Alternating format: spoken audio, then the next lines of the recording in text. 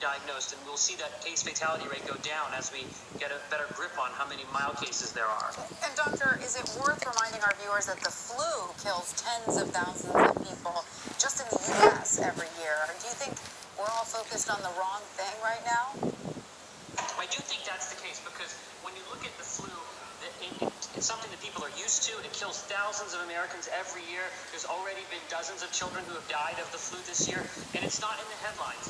And I think it's really important when you talk about emerging infectious diseases and new outbreaks, which might be scary, that you put it in context of what infectious disease threats we face right now. So you think we should all be a lot more worried about the flu than we are? Yeah, I do think that flu is something that's underappreciated, because we see it every year. People don't get their flu vaccines. They brush it off. They think it's a mild illness. But flu is probably the best infectious disease example we have of something that can really kill a lot of people, that's caused pandemics time and time again. Good reminder. And Dr. China has started testing an experimental antiviral drug on patients. Is there a hope of finding a treatment or creating a vaccine in the near future?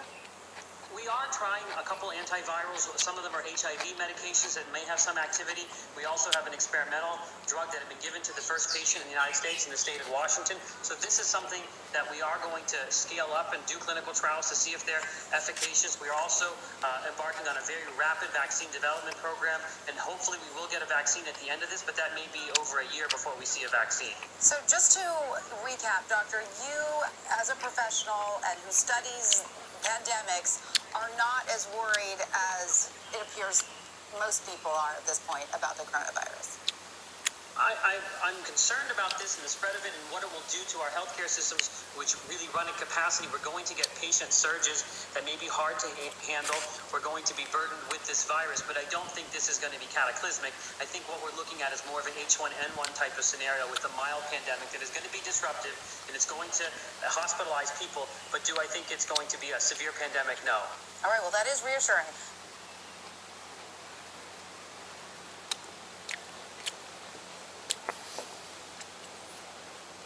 There are now at least 12 confirmed cases of the coronavirus in the U.S. The latest patient is in Wisconsin. Meanwhile, we are learning about more efforts to get Americans away from the outbreak zone in China. Evacuees are being quarantined for up to 14 days in an effort to ensure the virus doesn't spread further in the U.S. Raimi Inocencio reports from Hong Kong. Tonight, 3 Americans are among 20 passengers who have tested positive for coronavirus on a luxury cruise ship off the coast of Japan. They were seen being escorted off the Diamond Princess cruise liner to be taken to a mainland hospital for treatment. They were among 3,700 passengers on lockdown, some of whom have posted video of what it's like on board. Masked health workers, virtually deserted public spaces. One passenger called the ship a floating luxury prison. Looking at nearly 2 more weeks confined to her cabin, Trudy Clement is unsettled. Apparently we're going to be allowed out to stretch our legs tomorrow, but we are being supervised when we do that, and we only can go to a certain area of the ship, and we must mask up. Clement said she feels like an alien. We look down off the balcony and we see all these people masked down, gloved, and it's just like the people that deliver food to our room. You open the door and you feel like E.T. in the movie. In China, one of the doctors who sounded the alarm about coronavirus died today of the illness. Meanwhile, 2 newborns, one barely 30 hours old, have been diagnosed with the virus. And here in Hong Kong, another 4,000 people have been quarantined on this ship, the World Dream, over the past 2 days. That's after more than 30 crew members complained of feeling sick, coughing, as well as fever. They're all waiting on final test results. Tanya? Raimi Inocencio in Hong Kong, thank you. Dr. Amesh Adalja joins me now. He's a senior scholar at the Johns Hopkins University Center for Health Security. His work focuses on emerging infectious disease, pandemic preparedness, and biosecurity. Dr. Adalja, thank you so much for being with us. Let's start with the basics here. What exactly is the coronavirus, and how dangerous is it? Does it bear similarities to SARS and Ebola? So coronaviruses are a large viral family. 6 of them were known to infect humans, 4 of which caused about a quarter of our cases of the common cold. And then there were 2, SARS and MERS, which were much more dangerous. And this new novel coronavirus is fits into that family, and it has some characteristics of SARS, the fact that it came from China, likely spread from animals, and has some ability to do severe disease. But unlike SARS, it can spread pretty rapidly within a community. So we just saw there from our reporter's package that 2 newborns presented with the virus. How would a newborn get it if it's a respiratory virus? Well, newborns can get it through interaction with their mother or their caregiver who may have symptoms and may have be coughing or sneezing or actually putting saliva on the baby. That's one way they can get it. There really hasn't been any reports of coronaviruses being transmitted in utero. That's something we have to look into, at least on the neonate that was infected 30 hours after birth.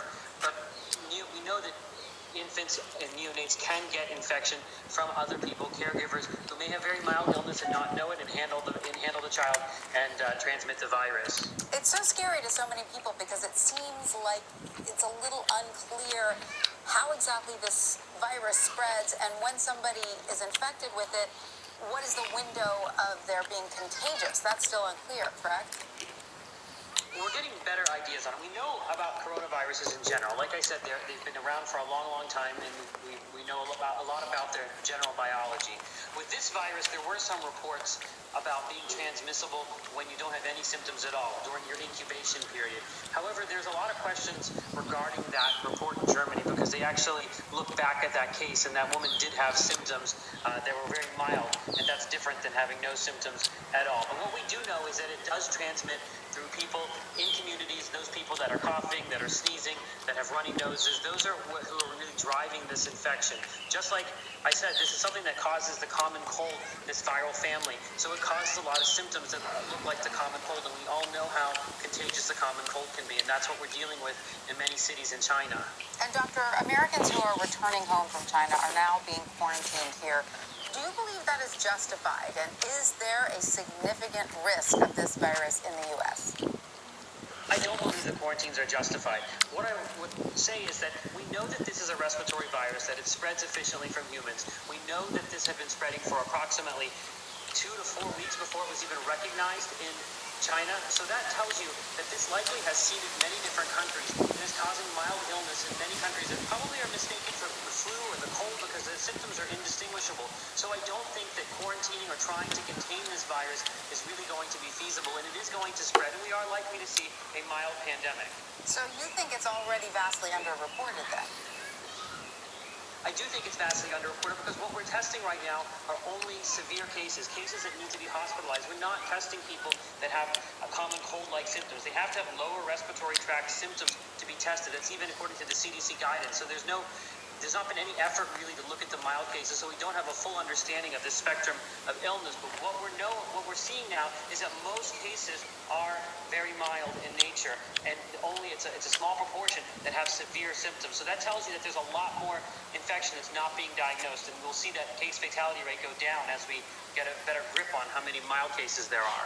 And Doctor, is it worth reminding our viewers that the flu kills tens of thousands of people just in the U.S. every year? Or do you think we're all focused on the wrong thing right now? I do think that's the case because when you look at the flu, it's something that people are used to. It kills thousands of Americans every year. There's already been dozens of children who have died of the flu this year, and it's not in the headlines. And I think it's really important when you talk about emerging infectious diseases and new outbreaks, which might be scary, that you put it in context of what infectious disease threats we face right now. So you think we should all be a lot more worried about the flu than we are? Yeah, I do think that flu is something that's underappreciated because we see it every year. People don't get their flu vaccines, they brush it off, they think it's a mild illness, but flu is probably the best infectious disease example we have of something that can really kill a lot of people, that's caused pandemics time and time again. Good reminder. And Dr. China has started testing an experimental antiviral drug on patients. Is there hope of finding a treatment or creating a vaccine in the near future? We are trying a couple antivirals. Some of them are HIV medications that may have some activity. We also have an experimental drug that had been given to the first patient in the United States in the state of Washington. So this is something that we are going to scale up and do clinical trials to see if they're efficacious. We're also embarking on a very rapid vaccine development program, and hopefully we will get a vaccine at the end of this, but that may be over a year before we see a vaccine. So just to recap, Doctor, you as a professional and who studies pandemics are not as worried as it appears most people are at this point about the coronavirus. I'm concerned about this and the spread of it and what it will do to our healthcare systems, which really run at capacity. We're going to get patient surges that may be hard to handle. We're going to be burdened with this virus, but I don't think this is going to be cataclysmic. I think what we're looking at is more of an H1N1 type of scenario with a mild pandemic that is going to be disruptive and it's going to hospitalize people. But do I think it's going to be a severe pandemic? No. All right, well, that is reassuring. Dr. Mah02813, thank you so much for joining us. Thanks for having me.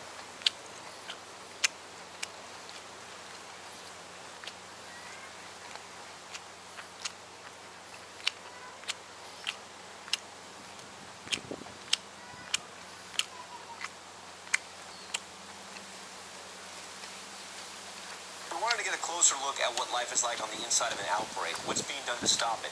ABC's Ian Panel has been in the region and has this in-depth report. Wuhan, China, a sprawling city of 11 million, bigger than New York or London. Testimony to China's rise as an economic superpower. Wuhan's a major transport hub, known as China's thoroughfare, and the city where the potentially deadly coronavirus outbreak began. December last year. It was in this fish market where the first major cluster of cases was reported. Medical officials are still uncertain where the virus came from, but today the site and the city are under strict quarantine. One single location setting off an international alarm. We begin tonight with the growing concern as the toll from that deadly coronavirus now grows, spreading from Wuhan, China, and tonight that first case here in the U.S.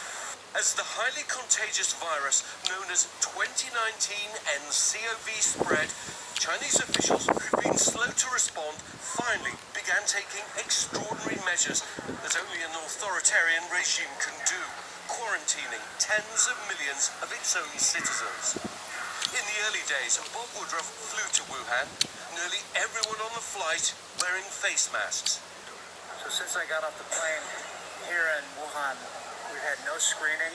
They haven't been looking for any testing, any temperatures, anything. Flights were still leaving the city then, but that soon stopped as the unprecedented lockdown began, beginning with flights. The airport empty, train stations a ghost town. The streets of this once bustling city of Wuhan almost totally deserted. Some taking matters into their own hands, literally walling themselves off from the outside world. And temperature checkpoints now a common sight across Asia. More than 50 million people barred from leaving Hubei province alone. But the virus still spread. Now every province and territory in the world's most populous country has cases. In less than 2 months, more than 24 countries affected, from Australia to Cambodia to France and the United States. The first confirmed U.S. case of that mysterious virus tracked here to Washington state. Countries are desperately trying to keep the virus at bay. Airports across the U.S. screening passengers for potential symptoms. At least 54 airlines have now suspended or reduced service to China. And now the government advising against any travel to the mainland. But still, it's spreading. The situation's so urgent, China's built 2 new hospitals in a matter of days. This extraordinary time-lapse aired on state media, showing over 2,300 more beds being added this week. But that still isn't enough to deal with patient demand. And now this stadium in Wuhan is being turned into a makeshift hospital. Elsewhere, in overcrowded clinics, medical professionals in hazmat suits treat patients lining the hallways. No precaution, no protection, too extreme. The lives of people here have been suspended. Crucial medical supplies and food sent directly to some homes as Chinese authorities enforce the lockdown. Despite the millions stranded, the people of Wuhan are encouraging each other from their windows, shouting to keep fighting on. And the only ones lucky enough to be able to escape from here now are foreign nationals, those with the right passport to get out. More than 500 Americans have already paid thousands of dollars to evacuate from the infected region, with more flights expected this week. U.S. US medical personnel at the ready with hazmat suits. All who take the flight now have to be quarantined for at least 2 weeks. But some choosing not to take the ticket out. Doug Perez, an American in Wuhan, refused to leave his girlfriend and his dog behind. Just things are looking really bad, and they still look bad. We go over there, and we say we're going to take the dog for a walk. They say no. They say you can't leave. And that's kind of dawned on me, like, how bad this could get. Normally my community is usually very, very full of people all over the place running around. Justin Steese, a US citizen, and his family are stuck in Wuhan. He had the option to take his newborn back to America, but his wife Ling is Chinese, and just days ago she was told she wouldn't be able to join them and would have to stay behind. Ling and I were very much upset about the result. It's the first time I've seen her cry about this the entire time. There's no way I would ever separate a mother and her 1-month-old baby. But now the US is allowing Steese and his wife to get back to America, but for now the Chinese are holding up the process. Back in Hong Kong, a city that faced the full force of the deadly SARS outbreak in 2003, residents like Henry are taking few chances. Now Hong Kong people has the alertness about the virus. 18 years ago, we don't have so many mainlanders coming to Hong Kong, right? But after 18 years, we have many tourists, and the relationship between Hong Kong and China is much more closer than 18 years ago. But infections for this new type of coronavirus have surpassed SARS, and it's spreading faster too. Hong Kong trying to protect itself. Ferry boats and trains suspended, flights to the mainland halved, and a run on protective gear. Hundreds of people are now lined all the way around the block because this store here has just got a supply of face masks. You can see them here, but they're being tightly rationed.